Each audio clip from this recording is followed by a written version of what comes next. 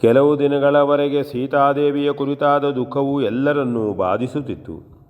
ಮತ್ತೆ ನಿಧಾನವಾಗಿ ಅದು ಕಡಿಮೆ ಆಗುತ್ತಾ ಅಡಿಗಡಿಗೆ ನೆನಪಾದರೆ ಮಾತ್ರ ಆಗ ಹಿಡಿಸಲಾರದಷ್ಟು ವ್ಯಥೆಯಾಗುತ್ತಿತ್ತು. ಯಜ್ಞ ಕಾರ್ಯವು ಯಥಾವತ್ತಾಗಿ ಸಾಗುತ್ತಿತ್ತು. ನಿಶ್ಚಿತವಾದ ಅವಧಿಯು ಪೂರೈಸುವಷ್ಟರಲ್ಲಿ ಲಕ್ಷ್ಮಣನು ದಿಗ್ವಿಜಯ ಕಾರ್ಯವನ್ನು ಪೂರೈಸಿಕೊಂಡು ಬಂದನು. ಯಾರೊಬ್ಬರೂ ಕುದುರೆಯನ್ನು ಕಟ್ಟಿ ಯುದ್ಧವನ್ನು ಮಾಡದಿದ್ದುದರಿಂದ ಪದ್ಧತಿಯಂತೆ ದಿನಗಳನ್ನೆಣಿಸುತ್ತಾ ಸಮಯವನ್ನು ಅವನು ಕಾಯಬೇಕಾಗುತ್ತಿತ್ತು. ಅವನು ಬಂದೊಡನೆಯೇ ಸೀತಾದೇವಿಯ ಕುರಿತಾದ ವಾರ್ತೆಯು ಆತನಿಗೆ ಸಿಕ್ಕಿತು. ಕೇಳಿ ಒಮ್ಮೆ ಅವನಿಗೆ ಮೂರ್ಛೆಯೇ ಬಂದಿದ್ದತೆನ್ನುವಂತೆ ತರಹರಿಸಿದನು. ತಾನೇ ಆಕೆಯನ್ನು ಕರೆದೊಯ್ದು ಬಿಟ್ಟು ಬಂದವನು. ಆದುದರಿಂದಲೇ ತನಗೆ ಆಕೆಯ ದರ್ಶನ ಲಾಭವಾಗಲಿಲ್ಲ. ಆ ಭಾಗ್ಯವೇ ತನಗೆ ಇಲ್ಲ. ಅಂತೆಯೇ ಅವಳು ಹೊರಟು ಹೋದಳು ಎಂದು ಬಹುವಿಧವಾಗಿ ಎಣಿಸಿಕೊಳ್ಳುತ್ತಾ ಲಕ್ಷ್ಮಣನು ಮರುಗುತ್ತಿದ್ದನು. ಅವನಿಗೆ ಯಾವ ಕೆಲಸದಲ್ಲಿಯೂ ಉತ್ಸಾಹವಿರಲಿಲ್ಲ.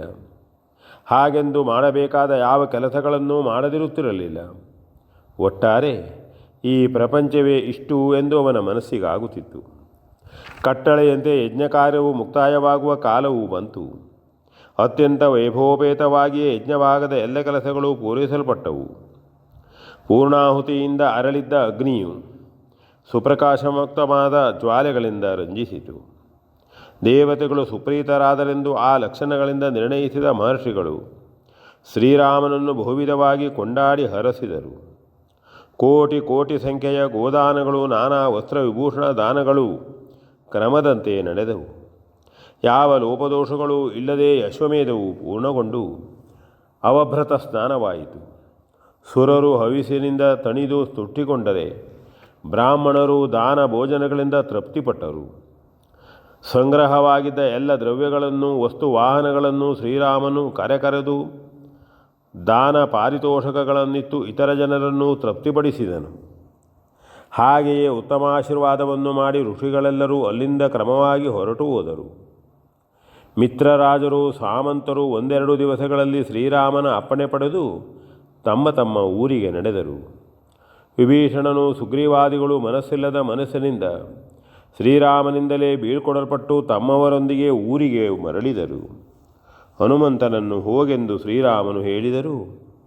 ಬಾ ಎಂದು ಸುಗ್ರೀವನು ಕರೆದರು. ಅವನು ಅಲ್ಲೇ ನಿಲ್ಲುವ ಅಪ್ಪಣೆಯನ್ನು ಬೇಡಿ ಪಡೆದುಕೊಂಡನು. ಎಲ್ಲರನ್ನೂ ಕಳುಹಿಸಿಕೊಟ್ಟಾದ ಮೇಲೆ ತನ್ನವರನ್ನೆಲ್ಲ ಕರೆದುಕೊಂಡು ಶ್ರೀರಾಮನು ಬಂದು ಅಯೋಧ್ಯೆಯನ್ನು ಪ್ರವೇಶಿಸಿದನು.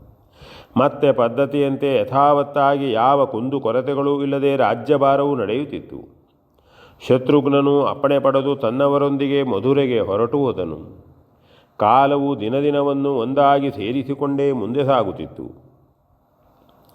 ಬಹುದಿವಸಗಳ ಮೇಲೊಂದು ದಿನ ಇದ್ದಕ್ಕಿದ್ದಂತೆಯೇ ಕೌಸಲ್ಯಾದೇವಿಯು ಕಾಲಧರ್ಮವನ್ನು ಇರಿದಳು. ಅದರಿಂದ ಎಲ್ಲ ಜನರಿಗೂ ಪರಮ ದುಃಖವಾಯಿತು. ಆದರೆ ಆ ಪುಣ್ಯಾತ್ಮೆಯು ಎಲ್ಲ ಕಷ್ಟ ಸುಖಗಳ ಜಂಜಾಟದಲ್ಲಿ ತೊಳಲಿ ಪಾಡುಪಡುತ್ತಾ ಅಷ್ಟು ದಿವಸ ಬದುಕಿದ್ದೇ ದೊಡ್ಡದು ಎಂಬ ಸಮಾಧಾನವು ಅದರೊಂದಿಗೆ ವ್ಯಕ್ತವಾಗುತ್ತಿತ್ತು. ಪದ್ಧತಿಯಂತೆ ಪಾರಲೌಕಿಕ ಕ್ರಿಯೆಗಳು ಯಥಾವತ್ತಾಗಿ ಸಾಗಿದವು. ಮುಂದೆ ಕೆಲವು ದಿನಗಳ ಮೇಲೆ ಸುಮಿತ್ರಾದೇವಿಯು ತನ್ನ ಅಕ್ಕನನ್ನು ಅನುಸರಿಸಿದಳು. ಹುಟ್ಟಿದವರೆಲ್ಲರೂ ಸತ್ತೇ ತೀರಬೇಕೆಂಬುದರಿಂದ ಆ ಕಟ್ಟಳೆಯನ್ನು ಮೀರಲು ಯಾರಿಗೆ ಸಾಧ್ಯ ಎಂದು ಒಂದು ರೀತಿಯ ಸಮಾಧಾನ. ಅಂತೆಯೇ ಮಧುರೆಗೆ ದೂತರನ್ನಟ್ಟಿ ಶತ್ರುಘ್ನನನ್ನು ಕರೆಸಿಕೊಂಡು ಉತ್ತರ ಕ್ರಿಯೆಗಳೆಲ್ಲವೂ ಸಾಂಗವಾಗಿ ನೆರವೇರಿದವು. ಮತ್ತು ಕೆಲವು ದಿವಸಗಳಲ್ಲಿ ಕೈಕೈಯೂ ಕೂಡ ಅದೇ ದಾರಿಯನ್ನು ಹಿಡಿದಳು. ಇವಳು ಇಷ್ಟು ಬೇಗನೆ ಹೀಗಾಗಬೇಕಾದ್ದೇನೂ ಇರಲಿಲ್ಲ. ಇನ್ನು ಕೆಲವು ದಿನ ಇದ್ದು ಆನಂದ ಪಡಬಹುದಿತ್ತು. ಆದರೆ ಆಕೆಗಾದರೂ ಯಾವ ಆನಂದವಿದೆ? ಅನುಭವಿಸಬೇಕಾದುದೆಲ್ಲವನ್ನು ಅನುಭವಿಸಿ ಆಗಿದ್ದಿತ್ತು. ಮೇಲಾಗಿ ಮಂಥರೆಯ ಮಾತಿನಂತೆ ಶ್ರೀರಾಮನನ್ನು ಕಾಡಿಗೆ ಅಟ್ಟಿದ್ದಳು ಎಂಬ ಒಂದು ಚಿಕ್ಕ ಮಾತು ಕೂಡ ಬಂದು ಅದರಿಂದಲೂ ಆಗಬೇಕಾದ ಎಲ್ಲ ಕೆಲಸಗಳು ಪೂರೈಸಿದ್ದವು.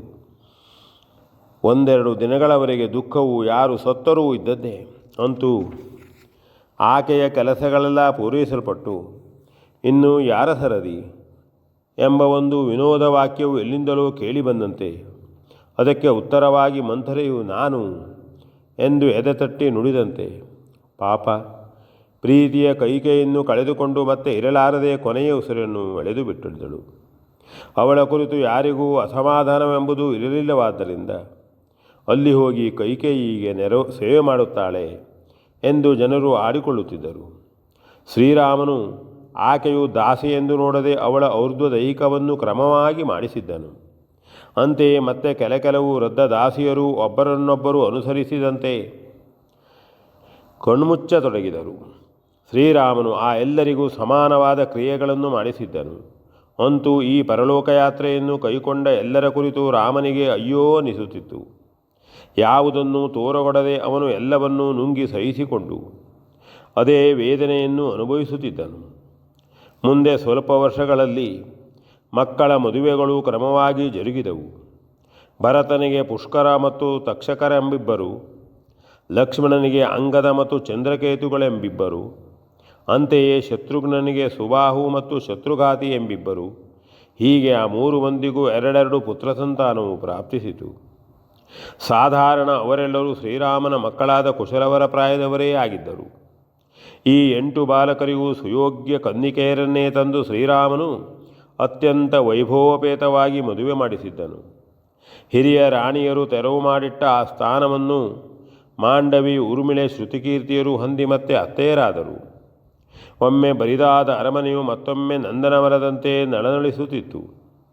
ಈ ಬಾಲಕರೆಲ್ಲರೂ ಮಹಾಪ್ರತಾಪಿಗಳು, ಧರ್ಮನಿರತರು, ವಿದ್ಯಾವಿನಯ ಸಂಪನ್ನರೂ ಆಗಿ ಹಿರಿಯರ ಹೆಸರಿಗೆ ಭೂಷಣರಾಗಿಯೇ ರಂಜಿಸುತ್ತಿದ್ದರು. ಶತ್ರುಘ್ನನು ತನ್ನ ಮಕ್ಕಳೊಂದಿಗೆ ಮಧುರೆಯಲ್ಲಿಯೇ ಇರುತ್ತಿದ್ದನು. ಸುಖ ದುಃಖಗಳು ಒಂದರ ಹಿಂದೊಂದು ಅಡಿಗಡಿಗೆ ಬಾಧಿಸುತ್ತಲೇ ಇದ್ದರೂ ಮಾನವ ಜೀವನವು ಮುಂಬರಿಯುತ್ತಲೇ ಇರುವಂತೆ ಶ್ರೀರಾಮನ ಅಯೋಧ್ಯೆಯಲ್ಲಿಯೂ ಅದಕ್ಕೆ ಅಪವಾದವೂ ಬರಲಿಲ್ಲ.